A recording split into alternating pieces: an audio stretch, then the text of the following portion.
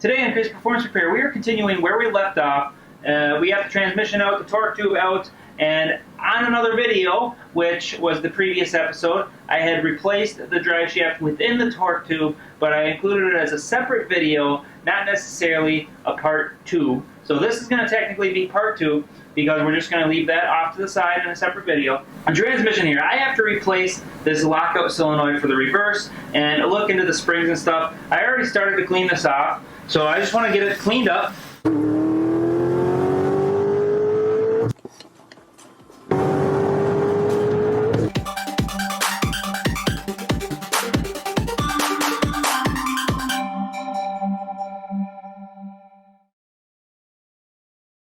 But now that I have it cleaned off, I have to take this solenoid off of here and see what is going on. There's something happening that is making reverse extremely difficult to get into. So let's get started on trying to figure out what it is. Oh, wow. That spring can be pushed, but not easy right now. I'm going to go ahead and give this thing power and ground and see how it acts. Okay, we have a 12-volt battery right here. I'm going to go ahead and give this thing a little bit of activation. Technically, it should get much easier to push this detent in once it's activated. Definitely works. Oh yeah, much easier. So, that tells me this thing probably doesn't have a problem, but I know there is a common failure issue, or somewhat common, with it having an issue. So I'm going to take the new one that he got me. I'm going to put it in anyway because I don't think it costs that much. And I'm going to have to find out why it doesn't have power and ground. So I was looking it over and I was trying to shift this thing into reverse, and it's very hard to shift in reverse, even with the lockout out of there. So what I'm going to do is I'm going to pull this cover off, take a look inside, and see why it's not shifting into reverse. I might be opening up a can of worms here because that's obviously spring loaded. Yep, there's a spring right here with a roller. Now that's going to be for the forward to back for actually shifting into gears. So I guess I'm not too concerned about that. Unless that's what's causing the reverse issue, we'll find out. If you look at this situation here, obviously this is neutral, so this is going to be the pushing the shifter backward, so going like second gear, for instance, and then this would be the neutral position, and then this would be like first gear, for instance. So what we need to do with this shift pattern is we need to swing this guy all the way over here, and then we want to go like if we were to go into first, which would be this way. Now I can't get it to go that way, so I have to figure out why. Okay, so all the mechanisms in here, they all look like they're good. There's definitely something inside that transmission. Well, I'm going to call the customer and see if he wants me to pull the transmission apart, because that's obviously not going to be acceptable. We were hoping we'd solve that problem while we had it down, and now I'm going son of a gun. Alright, so to get it in reverse before, I would do fourth, third, and then reverse. Oh wait, wrong way. Nothing. Alright. Then sometimes second would allow it to go. Basically trying to line up synchros. Ooh, almost. Almost. Man, I just can't get it in there. That's ridiculous. The decision has been made that we're going to put it back together as is, and he's going to eventually upgrade the transmission, but he's just going to leave it as is for now. He decided that he doesn't want me to take the thing apart. It's not that he doesn't think I can do it or anything. It's just there's a situation of time, basically. And since we have a big event coming up, we're just going to assemble it. It's just the reverse. He can get it into reverse. He just has to struggle to do it. So he's just going to continue struggling to do it. He did decide that he's going to throw the new one in because he already has it. Why not? Kind of a thing. So we are going to put the new reverse lockout in. So I'm going to go ahead, quickly reassemble this. Forgot he got this spring and I think this detent over here. And he said throw those in too while you're at it. So I'm going to do that quick. Alright, I had one heck of a time getting this thing to line up as far as the splines go. Just like any manual transmission can be tough. This thing's even longer. So a little bit of a downside to pulling the whole assembly, but overall I do prefer pulling the whole assembly after doing it. So just something to consider. Now I got it to line up just enough to get in there some, and I'm to the point now where it's not quite pushing past the bushing in the actual crank itself, or bearing. In this car's case, it's a bearing. So it's like it's not quite lining up with the bearing, maybe. At least that's my theory. Of course, I can't see it. So I'm going to go ahead and throw a bolt in and sit here and fight it. I'm not going to take the bolt and reef it down because I don't want to crack the torque tube in any sort of way. But what I do is I take the bolts and I put them in just enough so I can see where they're at and where things are moving. So I just go ahead, I throw them in a thread or two, which I can't even do right now, so I'll probably throw a different bolt in. And all I'm doing is trying to get things to line up a little bit better. I'll play with it, wiggle it, move it around, and we'll blast through this as a fast forward. So you can just see me moving things around, see things shaking and moving. It'll look like it's shaking to you, but obviously I'm wiggling slow. So I'll go ahead and get this thing finished lining up and into place. I remembered I have to do an oil change on this thing, so I decided to put the camera on while I was draining it. I did not wipe the drain plug off or anything yet, but I believe, if I remember correctly, this is the first oil change for this car since I built the motor. So we're going to go ahead and cut the filter open, take a look at this magnet, and then we'll continue with the transmission install. So here is the magnet as it sits right now. I'll go ahead and wipe it off. There is pretty much nothing in there. I mean, it's like ultra-fine dust. And ultra-fine dust is going to be just from the rings seating into place on the new, fresh machine cylinder walls. So we know that's okay. So that's a really good sign that there's nothing but super small dust on there. Alright, so I have my filter cutter here. This is a giant, basically pipe cutter is what it is, only it doesn't go through, obviously. And all you do is you take the filter, you set it in there, you clamp this guy down, and you start rotating it. So we'll do that. Now we'll look in the filter in a little bit here. I'm just going to leave it kind of assembled and sitting here with the cover, or the threaded part, off of it. And I'm going to go ahead and drain the other half. Now this is a dry sump car, so it's got a drain here and a drain here. I have to drain both sections in order to get this car fully drained. Alright, so I'm going to go ahead and take a look at this one too. Doesn't look like there's hardly anything on there. Yeah, there's even less dust on this one, and it's just that, it's dust, so good to go there. Alright, I pulled you guys over here with the filter. Let's go ahead and pull this guy apart. I'm going to let it drain into this cover. There we go. And we're going to check that later. First thing I'm going to check is the filter itself. We're going to look for any kind of debris that are anything that could be a sign of a chunk of metal or something of that nature. Alright, that's good. I got nothing alarming whatsoever inside that filter. Now, we can note that this surface here has a lot of dust on it. Now that kind of dust is going to be ring dust that's in there. So that's normal as well, which is not anything alarming.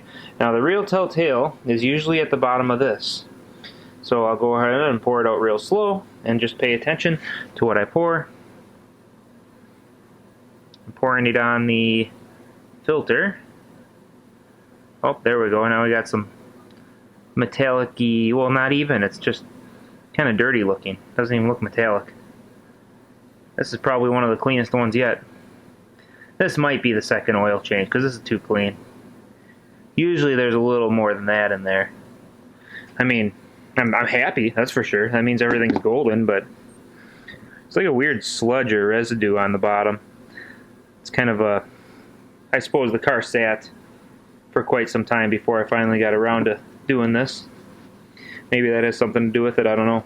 So I'll quickly just throw the drain plug back in when it's done draining, and we'll continue on with this. I'll get you guys a view of me attaching all the wires, and we'll speed right through it. So you can see now that I am putting the new transmission mounts in place. They use the same bolts as their nuts as the ones that came off. So I'll just go ahead and get them tightened down, and then I'll go ahead and get the subframe on.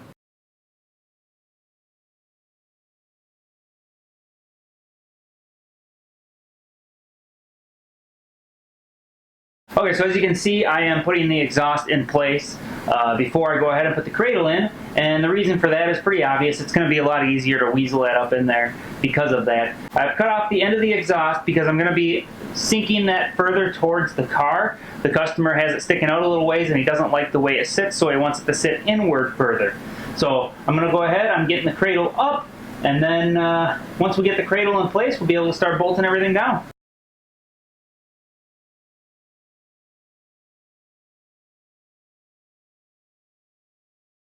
So if you remember, I mentioned this bolt on the previous episode.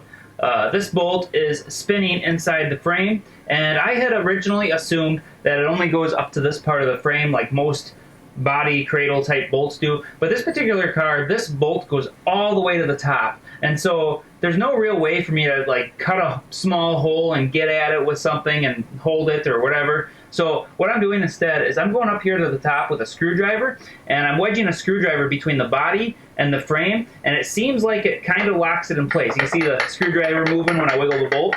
So I'm just kind of wedging that in there, and I'm in hopes that that's going to give me enough to tighten this bolt down. So I'm going to give it a shot. Hopefully it'll work. If not, I guess I'll have to do it the hard way with a vice grip, and like I did when I took it off. Okay, we're going on the other side of the car now so we can walk the frame up. Well, that certainly worked better than I expected, so I guess I'm good to go there. Now I just have to start attaching everything.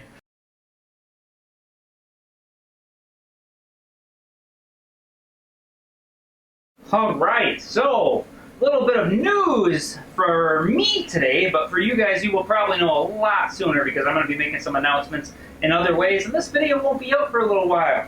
But I have some new shirts on my website, and they will be going up for sale very shortly. Well, they have already been put up for sale, I should say, because by the time you get this video, they will be out. So with that, be sure to check them out if you're interested. It helps support me, helps keep me moving.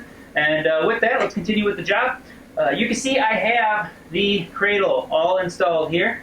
I have pretty much everything in place except for the brakes because I'm waiting on some brake pads from the customer.